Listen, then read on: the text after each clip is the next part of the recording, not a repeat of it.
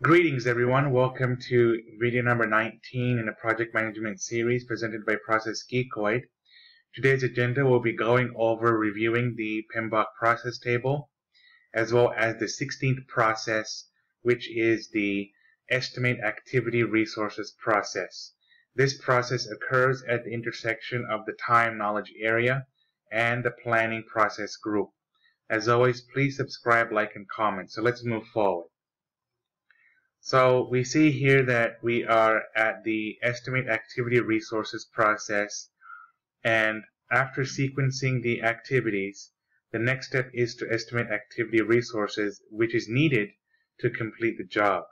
Resources can come in the form of human capital, human resources, physical capital such as infrastructure, equipment, and external vendors or suppliers that are integral for the project team to utilize in order to deliver the product, service, or result in a timely fashion for the customer. The key benefit of this process is it identifies the type, quantity, and characteristics of resources required to complete the activity to assist in accurate cost and duration estimates. So the ITTFs for estimate activity resources are as follows. So the process is for estimating the type and quantities of material, human resources, equipment, or supplies required to perform each activity. That is the essence of estimate activity resources. So for inputs, we have the schedule management plan, the activity list, which is the output of defined activities. Also, activity attributes is also coming from output of defined activities. Resource calendars are just a fancy way of saying the working days and hours that each specific team resource is available to work. It contains information on availability of resources during project execution.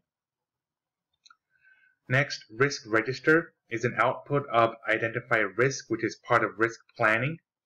This makes sense because we need to account for the risk of resources being out sick or being on unexpected leave, or you need to shuffle the resources to meet the demands of the project, whatever the case might be. Activity cost estimates is coming as an output from estimate cost process, which we'll talk about later. Basically is estimates of how much each activity in the WBS for the work package costs. EEFs, factors that are not in the control of the project team that influence, constrain, or direct a project. Examples include resource location, availability, and skills. OPAs are formal, informal, internal policies and procedures specific to staffing relating to rental and purchase of supplies. Also, this could include historical information or lessons learned regarding types of resources used for similar work in previous projects. Next, for tools and techniques, we have bottom-up estimating. This is usually the best type of estimating, and it estimates based on going straight to the people that are doing the work and get their estimate on how many hours it takes to do the task. How much are they getting paid? How long does it take to do the work? And basically, it's a simple calculation for cost of that task, hours times the pay rate, plus equipment and material cost. Keep in mind that bottom-up estimating is basically using the WBS work breakdown structure from the Create WBS process and estimate cost and schedule duration at the work package level. Recall that the work package level is the lowest level of the WBS. So all estimates using the bottom-up estimates, which we'll see in the tools and techniques here, is basically the best kind. And it is useful in developing the budget and the schedule down the road. So all estimates for cost and duration at the work package level are aggregated for a total estimation of resources. That is what that is all about.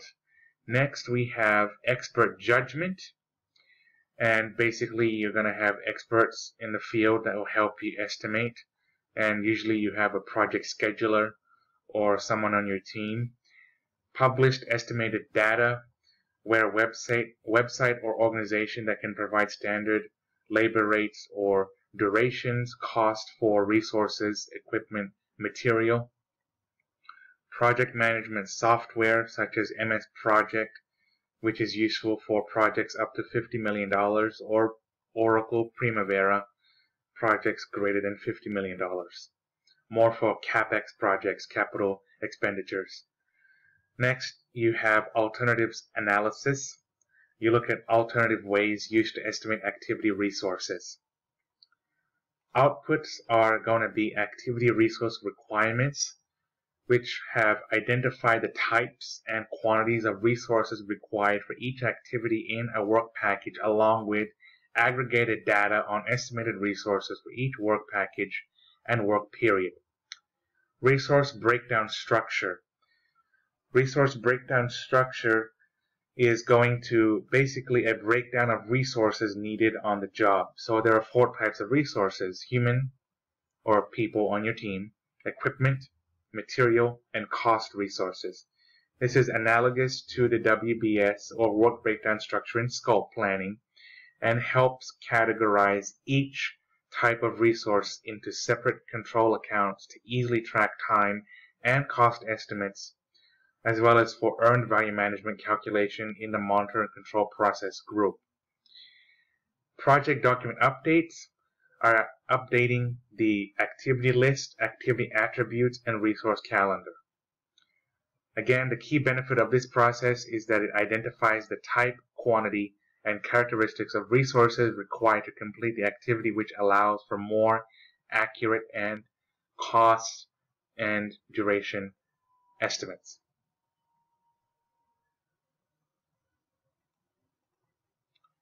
Thank you for watching. Please subscribe, like, and comment. Thank you.